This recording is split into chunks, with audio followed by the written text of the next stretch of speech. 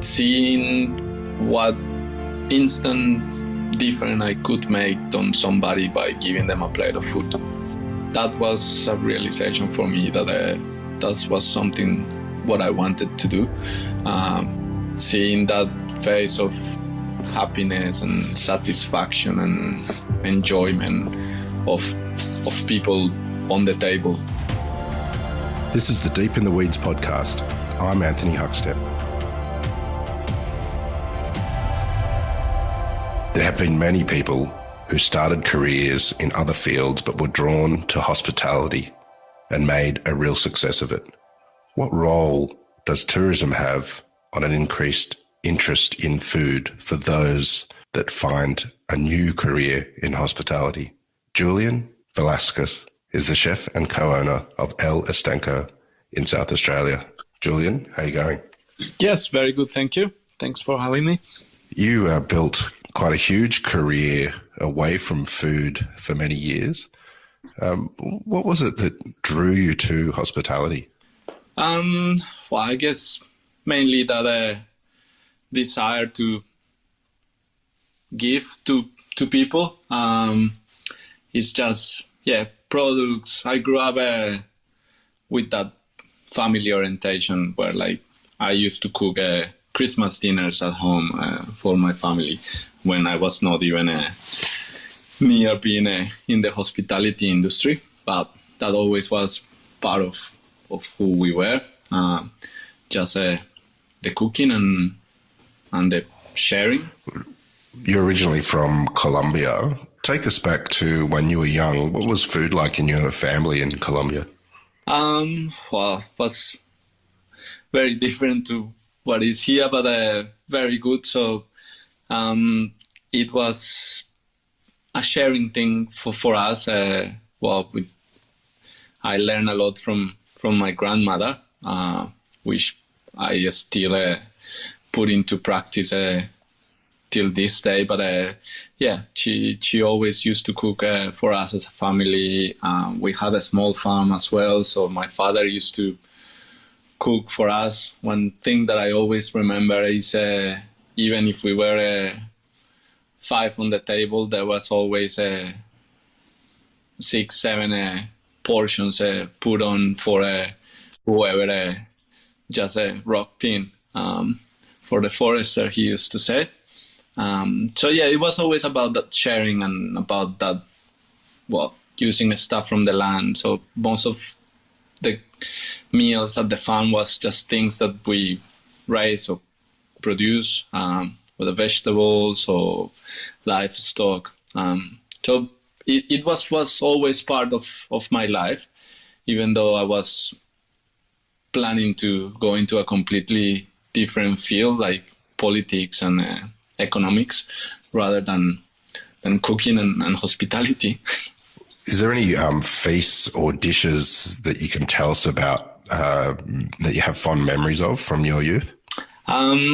Yes, I think one of the things that bring a lot of memories was my father. Again, he is a mad fisherman, so we always have some sort of whole fish in the fridge, just from him bringing things up. And me as I would have been maybe 12 or something like that.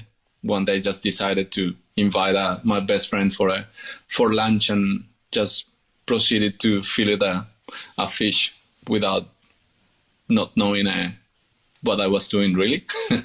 but I made it happen and just create a fish with cheese and gratinated, and it was really good. But it's something that was always there, part of what can I do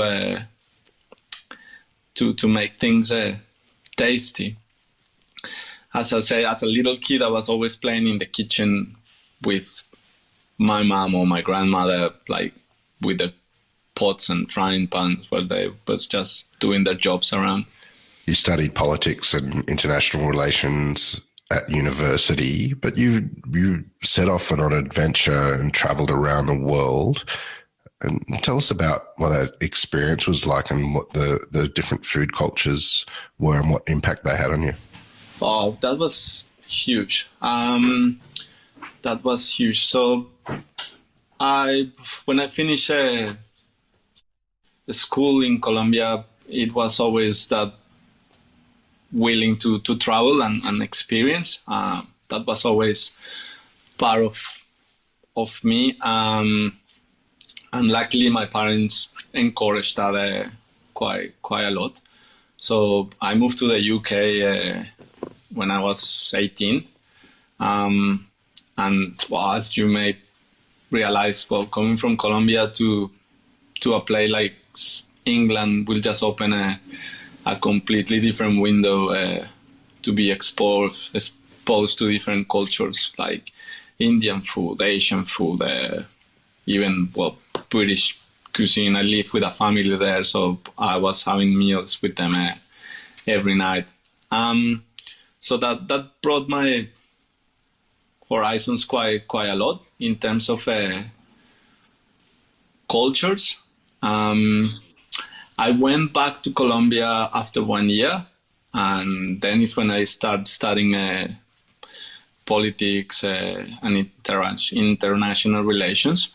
But in the meantime, I've got myself a job in a hotel in Colombia as a concierge. And it's funny, I was always drawn to the kitchen. I became a pretty good friend with the chef, and found it fascinating what we do in the kitchen all the time in there. Even though that, I still was determined to be a diplomat or something like that.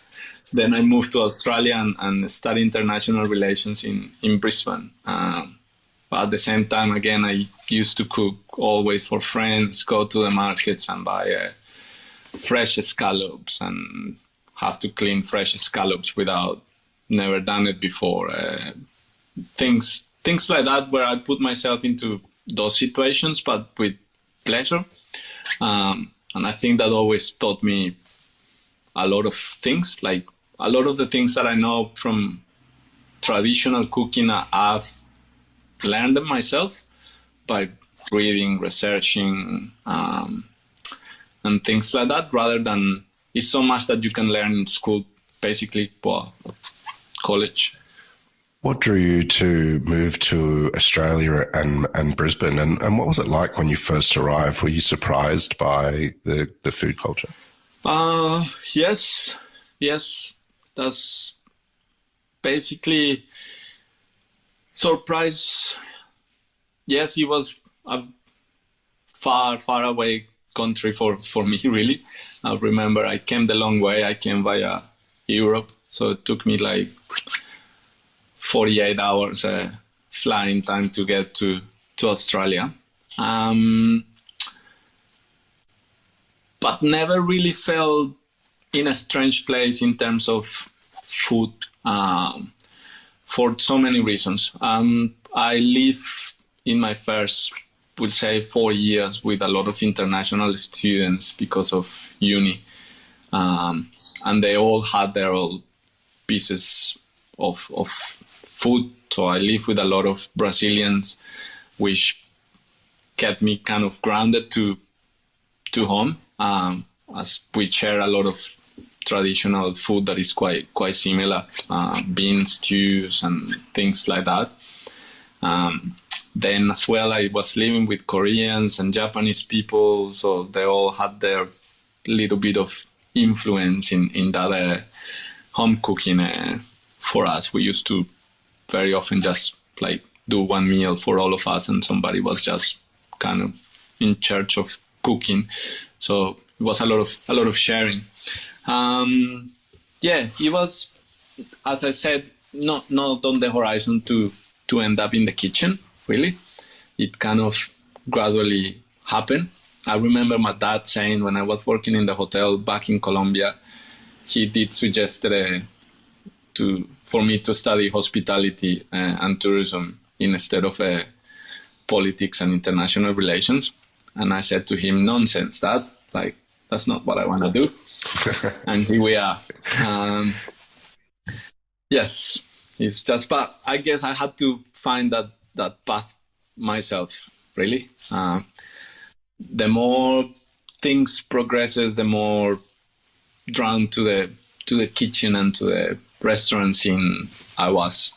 So it became, once I finished uni in Brisbane, it became more clear for me that I needed to change. So there were not many options for me either. Well, to stay in Australia was either continue with international relations or going through cooking and becoming a chef.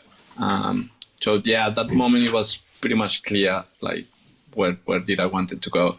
So I chose to go into TAFE and studying cookery. Well, tell us about your time in Brisbane and the restaurants you worked in. What were the real key sort of moments when you were building your career as a chef? I guess it was when we went out for a work experience. For us, it was a little bit different. As an international student back there, like you could not take an apprenticeship as such. So we had to take a full-time course of cooking for 2 years. So you didn't have that industry connection in the same way as Australians did back in then. So we just have to wait, and every 6 months we have to go for placement for 6 months. I chose to go to the best restaurants that I could find, even if there was not a good pay or no pay at all. In many places, I decided to work for free just for the experience. That was one place called Dani's back in the day, which I think it has transformed, and these days it's called Moda. It just showed me what a real kitchen was, like the stress in the kitchen, the pace, the attention for detail. I was really lucky to work with really passionate chefs. At the same time, in one of my work experience, I always went to knock doors. I did send my resumes, but I was not really waiting for them to call me back. So I used to go to the restaurant and ask to talk to the chef, introduce myself, explain them what I was doing, and all this, I guess, just opened a few more doors for me than others. I remember out of my class, we were maybe 20. As for this moment, probably 2 of us are still in the kitchen or doing cooking. The rest just move on to different industries and different places. So yeah, it was. I worked with the international chefs, so French chefs, obviously Australian, Spanish, even Scottish. So that just gave me a good overview of what a real kitchen was and how mental the place is. But I love that rush. I guess it's just like gluttony for a punishment, but it's good. You eventually moved to Adelaide. What triggered that? And tell us about your time early on in Adelaide. So Adelaide was, as well, I don't know if he's believe in that or not, but it kind of things were meant to be. I used to travel quite a lot to Adelaide to visit a good friend that lived with me in Brisbane. On the first years, he moved to Adelaide for for studies, and I used to come and visit quite a bit, and I was always fascinated by the wine regions, especially the Barossa. I remember the first trip we made a trip to the Barossa, and it was, well, fell in love with the place straight away. That was not the reason why I moved, like initially, but circumstances changed, and I got a job offer from a restaurant in Adelaide, and a bit of an iconic place called Universal Wine Bar. And then, so yeah, decided to make the change. So just finished my job in Brisbane, and moved permanently to Adelaide. It was, well, again, chasing the products. I was quite lucky. For example, when I was working in Brisbane, we used to go through about 800 kilos of mussels a week. Wow. So I got sent to visit the supplier in Port Lincoln, and just visit the mussel farms. And so that was for me a realization of what kind of products you could find in this part of the world.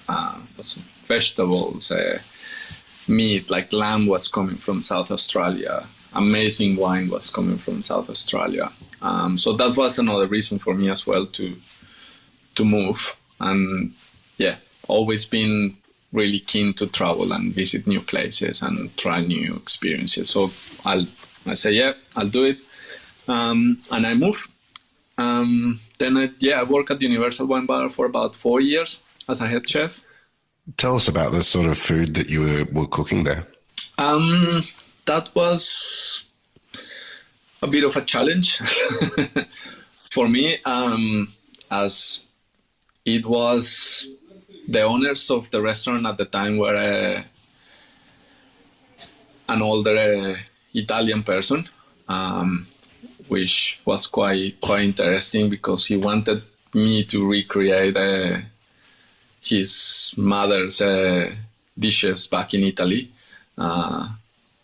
when I didn't have any idea of what he was expecting. So it took a lot of me to read and doing research about Italian cooking and traditional cooking, and not just the usual spaghetti bolognese type of thing. Just to make him happy with what he wanted to see on the menu.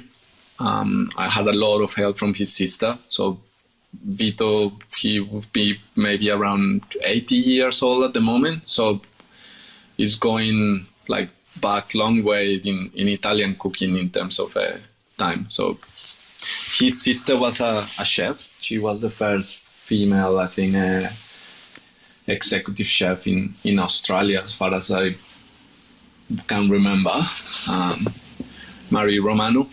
So she helped me quite a lot in order to get all this knowledge on the table, which was quite interesting. He every now and then used to arrive to work with a box of whole cuttlefish, or the plaque of a pig, so the head and all the organs, for me to create dishes that were traditional, and push me in that way to look past the normal things that were being offered on normal menus. This episode is proudly supported by Montague, handpicked for you. The things that we're really looking for in plums, first of all, they've got to be sweet. We're really looking for a full flavour explosion in our plums. Red flesh is critically important to us, higher in antioxidants, so all that good stuff. And then we're also looking to add a slightly firmer texture. So there's almost a little crunch. You know, that's the real driver for us. For more information, go to montague.com.au.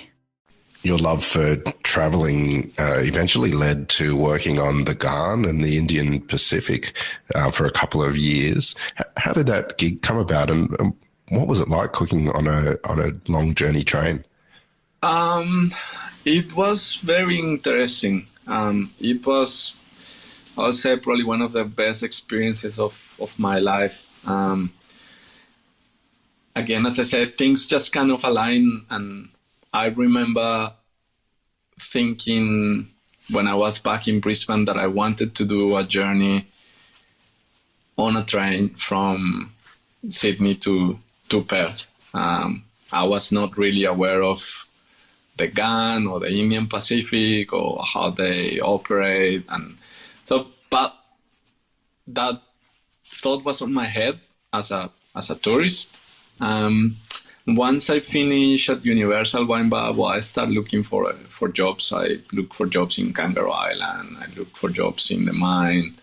I had my eyes set on opening my own place then. So it was a transitional job, which I was intended to do for 6 months, and it sucked me in. And I ended up doing a little bit over 3 years. But it was amazing. So it was an experience like no other. We did cook everything to order from fresh. So it was working like an a la carte restaurant, which make it really, really challenging considering the space and the equipment that we had to work with. The teams were obviously very small, so there was only 2 chefs in each kitchen for up to 120 guests. And yeah, really, really long hours. But again, like that's something that motivates me. Like I need challenges like that in life, where I can push my limits. And yeah, so I learned a lot more as well in terms of working on confined spaces and being organized, stock supplies. Like we couldn't have things delivered every day like we do in a normal restaurant. So we needed to be very meticulous to the kind of stock that we order and how much stuff. So at the beginning, it was like opening and closing a restaurant every week. That's the way I used to put it, because we used to have to order the goods, receive them into an empty kitchen, store them, count them, see if we needed to get some extras, start cooking, and by the end of the trip was the same story. So we needed to return the train with an empty kitchen, complete clean and organized. So it was like, yeah, opening and closing a restaurant every week. It was quite interesting. The Ghan and Indian Pacific is quite an adventure and quite an extravagant experience for those that go on board for that long form of travel. What sort of food were you cooking? Do you have a dish or two you can tell us about from that time? Yeah, so they were having changes, like they were trying to get the menus to have the same journey as the train. So which was amazing because we were using products from the regions that we were passing to every meal. So for example, on the Ghan, as we went up, we start changing to game and using kangaroo loins, and at some point we have like a buffalo curry, crocodile tail sausages, obviously the iconic barramundi. So the menu followed the journey of the train. The same going towards Perth with the lamb. So going through the Nullarbor Plains was all about those big sheep stations. So we used to have a roast lamb dinner off the train in the middle of nowhere for the guests one of the night. Wow. Salt bush lamb. So yeah, it was very interesting. It was eye-opening to see how many different products and good things come from this country. The same with the cheeses. So we was changing from products from New South Wales to South Australia, Western Australia. It was amazing. Tell me about El Estanco. When did the idea of it first come to light, and how did you pull that together? El Estanco. That's another crazy train ride, really. So basically, that was always in the back of my mind that I wanted to have my own place. That was the end result of being a chef. Was not becoming the executive chef of the Hilton or anything like that, but just to have my own space. I didn't really know in which shape or form, but sometimes the idea was to go back to Colombia and take over the farm and created something in the farm in the shape of a restaurant or something like that. But at some point when I finished at Universal Wine Bar, I had a visit from a winemaker that I have met through all those years of visiting the Barossa. And we were speaking and said, I'm about to finish here. And he mentioned that he had a little cottage in Greenock that his parents used to live at, and he wanted to rent it for a business, that he didn't wanted to run a business himself, but he would be happy for somebody to open a food business in there. And I said, well, this is my opportunity to jump into that goal. So I said, yes, I'll do it.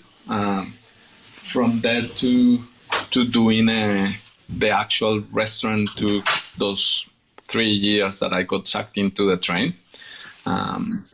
So it was a lot of back and forwards and discussions about am I going to open? It was a big leap of faith for me as well. Like, as much as I was doing good hours and getting good money on the trains, like it was a big commitment and investment to open my own business. But yeah, at some point towards the end of those 2.5, 3 years, I said it's now or never. So I say, let's do this, let's open. I carry one of my chefs from Universal Wine Bar, and he helped me open the restaurant. I remember I opened with $300. That's all the money I had left on my pocket to go to the shops and buy a product to start cooking. This is after buying coffee machine and plates and whatnot, and all these bits and pieces. A lot of the furniture we end up doing ourselves out of pallets and things like that. And yeah, we just opened the doors, and it kind of slowly start growing from there. I had a lot of things to learn in order to get to where we are now.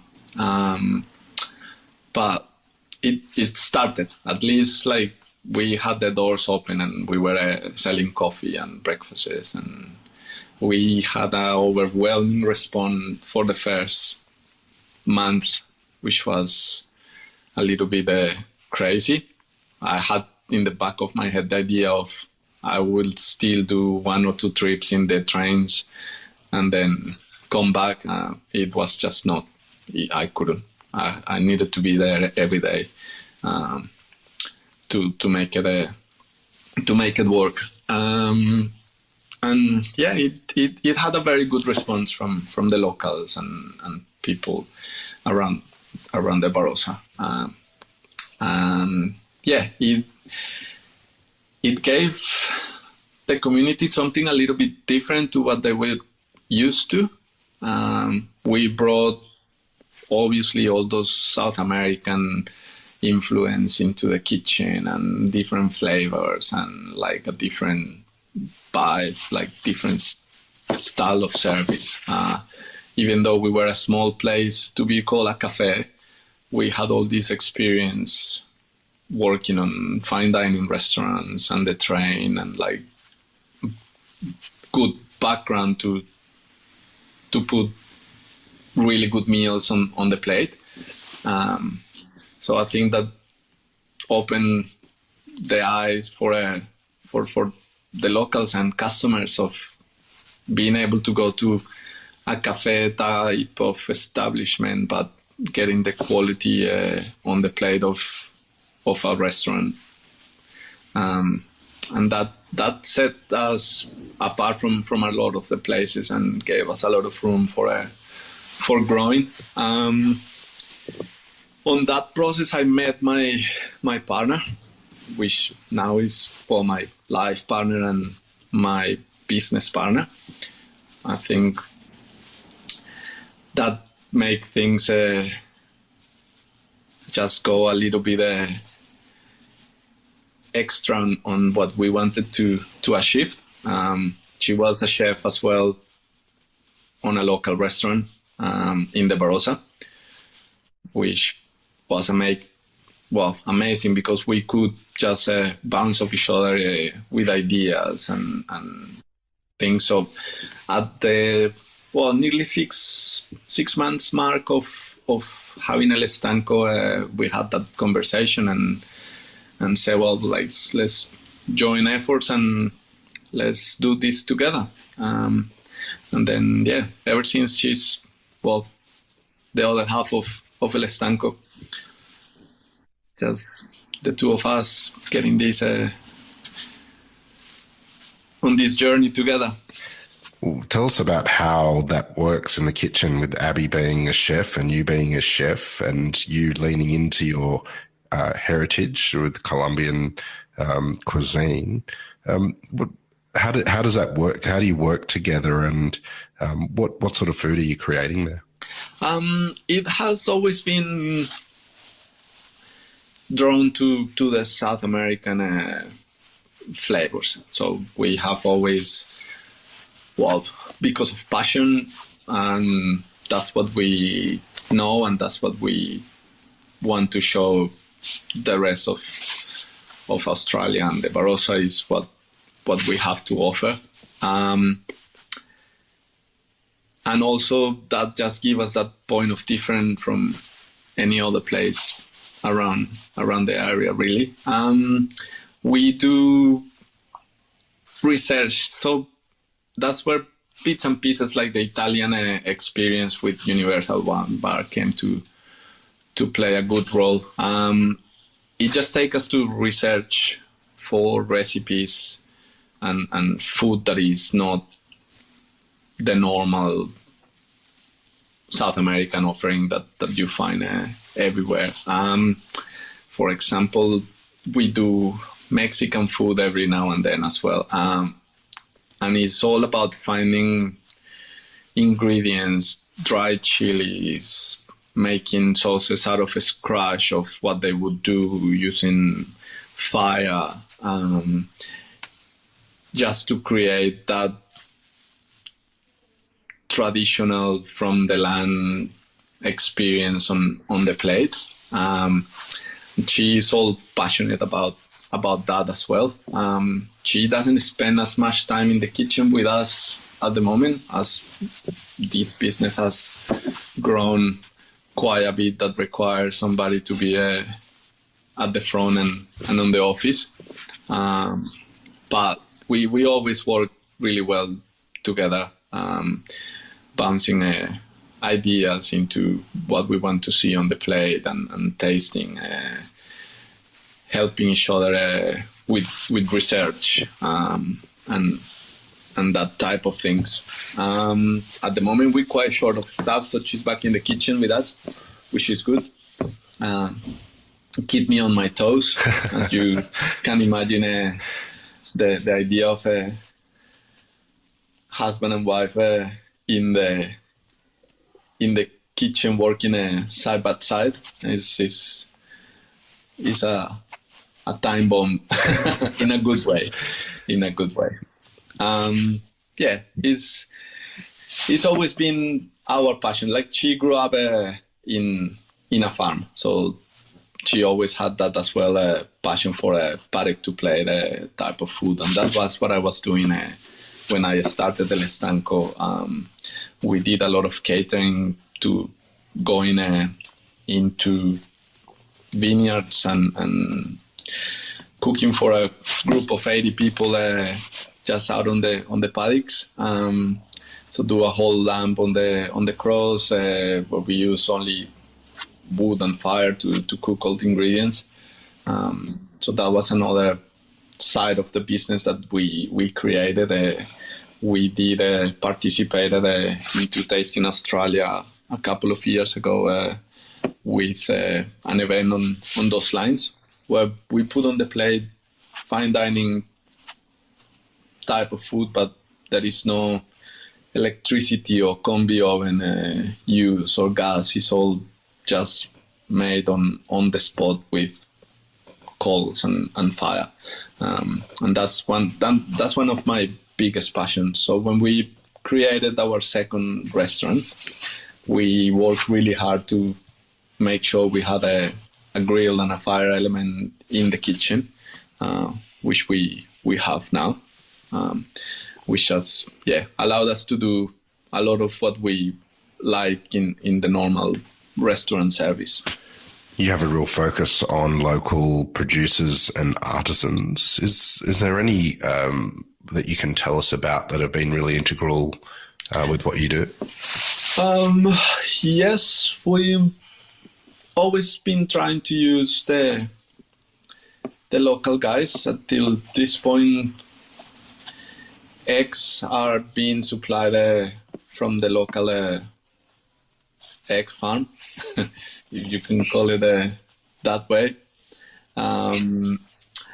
The butcher, we work with the local butchers for small goods and bacon and meat, especially. So pork and beef, they come from the local producers. It's hard sometimes to maintain that restaurant continuity when produce are so limited. So that's why one of the reasons, for example, we had a blackboard menu in the first El Estanco.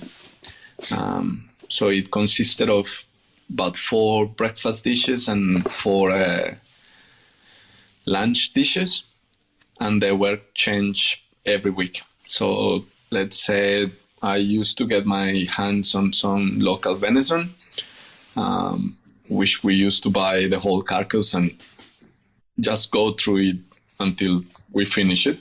Whether it was doing the venison loins to start with, and then working towards the other cuts to get venison pies, venison stock.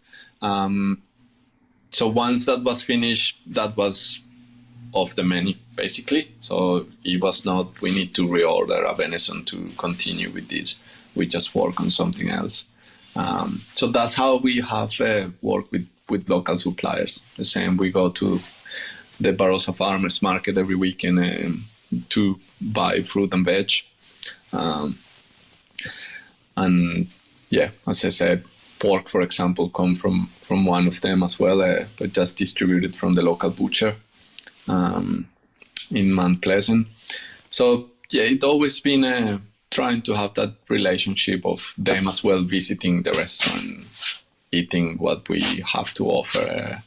The same with the wine producers. We'll just try to keep them involved and participate with them in creating events and things like that where we can work together.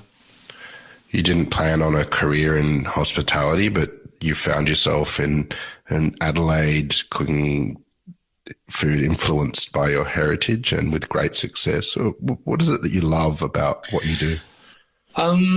Going back to what makes me change, which I remember having a bit of a frustration with what was happening with my international relations studies, and seeing what instant difference I could make on somebody by giving them a plate of food. That was a realization for me that that was something what I wanted to do. Seeing that face of happiness and satisfaction and enjoyment of people on the table while they were eating their meals, and talking to them. And I think that's been amazing on the process of getting to where we are. As I said, when I started the first El Estanco, on the first 6 months, I did everything. I served tables, I made coffee, I cooked their meals, and I put their meals on the tables as well as clear their plates. So I have that really connection with the customer and with the people that I was serving.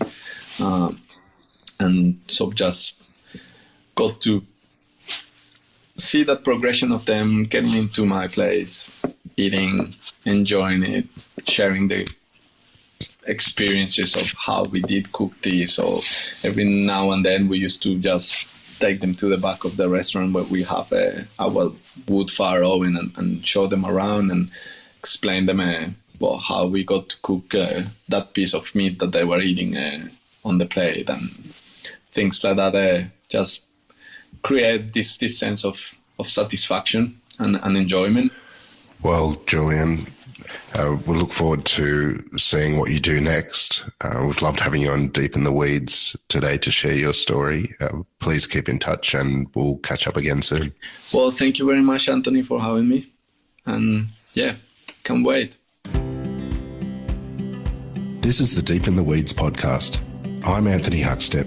Stay tuned as we take a deep dive into the lives of the incredible people who ply their trade in the food and hospitality sector. Special thanks to executive producer Rob Locke for making this all happen. Follow us on Instagram at Deep in the Weeds Podcast, or email us at podcast@deepintheweeds.com.au. Stay safe and be well.